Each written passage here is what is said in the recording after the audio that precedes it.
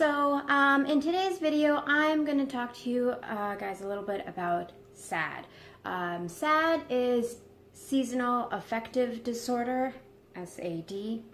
And the reason I wanted to talk about this today is because, well, I mean, it's winter. I know we're more towards the end of winter than we are the beginning, and I know that for many people around the world, you know, like to them, like spring is just around the corner, you know, it's next month and all. But for me, like I'm looking outside right now and I don't see any signs of spring whatsoever. Yeah, so seasonal affective disorder is something that happens. Sometimes it's known as the winter blues. It happens basically just because, you know, the days are shorter, nights are longer.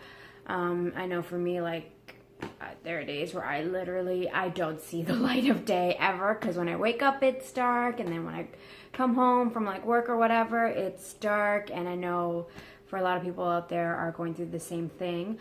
So today I'm going to talk about 5 ways of how you can kind of combat that and to help you so you're not feeling as, like, quite down or anything like that. So, number 1. First thing we're going to talk about, sorry, my cat's just going crazy, so if you hear her in the background, yeah, nothing I can do. All right, so number 1, go talk to your doctor. So seasonal affective disorder is like a mild form of depression.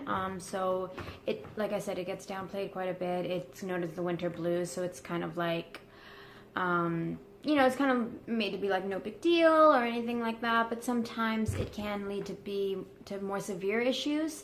And, you know, without proper treatment, like, you never know what could be like the underlying problem of this disorder. So definitely go see your doctor, see what they have to say, see if they advise if you need any additional help or anything like that, and be honest with your doctor, because I know for me, first of all, I don't even like to go to a doctor, like, whatsoever. Like, I avoid it if I can, and if I do, I kind of never really let them know, you know, like, how bad I'm really feeling. I kind of just, you know, play it off and say that, you know, I get by and whatever, and the truth of the matter is that some days I don't. Some days it's so bad, you know, I really, the struggle for me to get out of bed is just, it's a lot for one person to handle at one time. So you need help.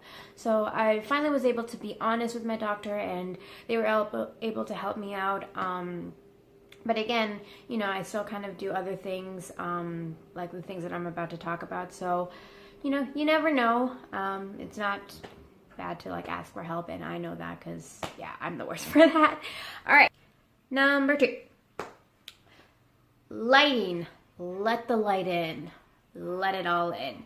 So, like I said earlier, sometimes I don't see the light of day whatsoever. I see no sun, and it's very bleak, and, you know, you just, like I said, I don't want to get out of bed because I'm like, what's the point? It's cold, it's miserable, it's dull, and that's not good. It's not good to always kind of stay in the dark like that. So get as much sunlight, natural sunlight, as you can, you know. So if you open up your blinds, you know, to, like, let a little bit more light in, it definitely helps. I would say get as much natural sunlight as you can.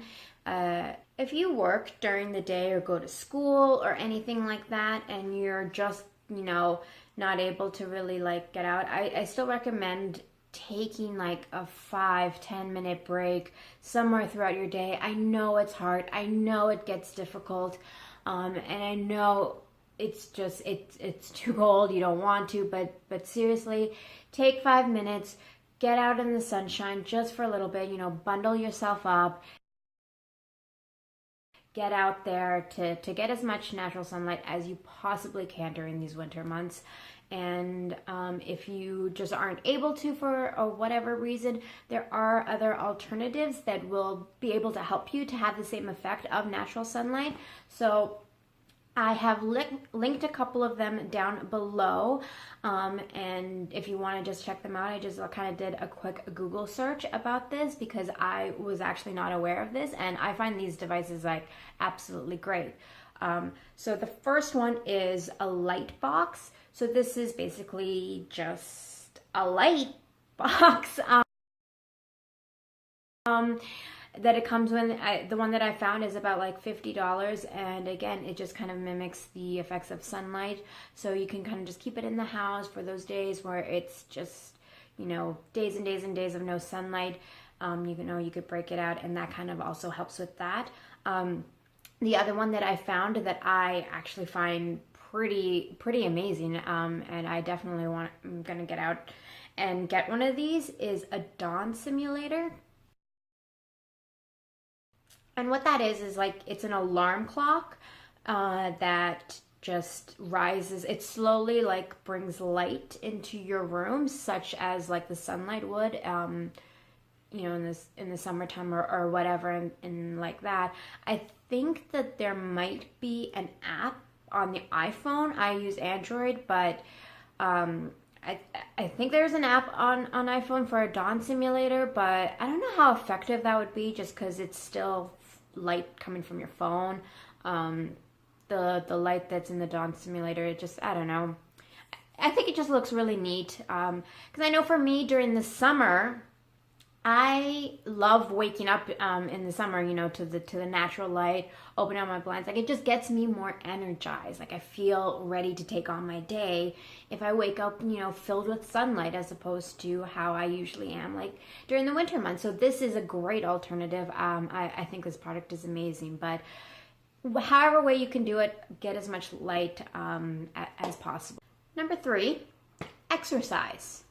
Exercise is a great way, and however which way you can do it. I mean, like I said before, if you can get out, that's the best way. Take small walks, you know, just like to your local coffee shop, whatever have you. I like to go running quite a bit. I find that that really helps me. It just really centers me, and you know, it's a way for me to give off energy. It is difficult for me to do that in the winter time. You know, I like to go running outside as opposed to a treadmill. But still, you know, if at your local gym, you can like take a class, so that way you're interacting with other people. You know, you're not always hibernating. The other thing that I personally love doing is morning yoga. I mean, yoga just in general, but I love doing it in the mornings. Again, it's just another way for you to wake up, energize, feel good, you know, get that morning stretch and get in that morning like yoga vibes or what have you. I personally love to watch here on YouTube is Yoga with Adriene. She's my favorite. So definitely check out her channel for really great yoga workouts. She has all different kinds, you know, half-hour ones, 10-minute ones, for whatever works for your schedule.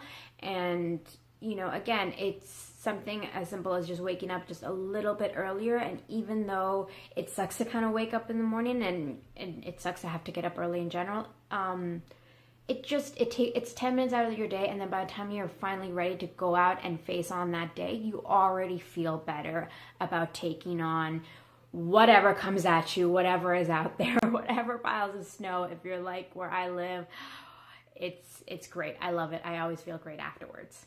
So the 4th tip has to do with your diet.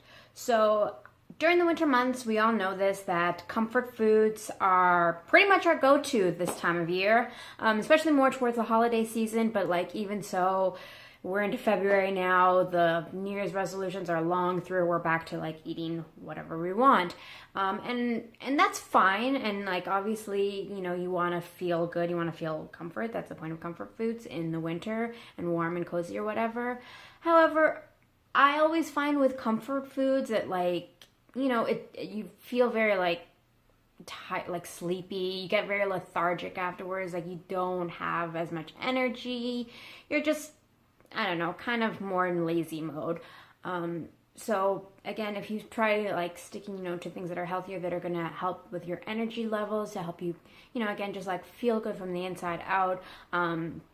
that's even more of a help. And definitely, staying hydrated. Water is always important, but especially in the winter months, because the dry, cold air, it's just ridiculous. But yeah, so staying hydrated. The other thing is, because if you're not used to, like, if you don't get a lot of natural sunlight throughout your days, then you're probably lacking a lot of vitamin D, which is probably also not helping, stabilize your moods and things like that. So, take supplements. Again, talk to your doctor first before. I'm not a doctor, so I am just giving my opinions. But yeah, other things that are good for vitamin D, if you're looking for suggestions, I know are fatty fish, so salmon, tuna, a lot of dairy products. Soy milk is a good source of vitamin D if you're vegan. So yeah, things like that, definitely incorporate them into your diet. 5. So the last thing that I just want to talk about is just in general, your routine. You want to stick to a really good routine, especially now, especially if, seasonal affective disorder is something that you're kind of struggling with, if you're lacking sleep because of it, if you're, just having uncomfortable, restless sleep. I know it's definitely something that happens. I have the worst sleeping habits. It's hard for me to fall asleep. It's hard for me to stay asleep, and incorporating a good routine is definitely key to that. A good nightly routine will just help you build those habits so your body and your brain get used to when you need to go to sleep. So, for example, I'm really good with associating smells. Like, for example, if I go on vacation, and if I buy a specific perfume for that, I always have those memories associated with that smell type of thing. So again, when you're falling asleep, if you want to use aromatherapy, essential oils, things like that, those are always really good. So I've kind of trained myself to get a certain sense of smell. I have this smell scent spray thing that I like to spray before bedtime. It's like a lavender thing, very soothing, very relaxing.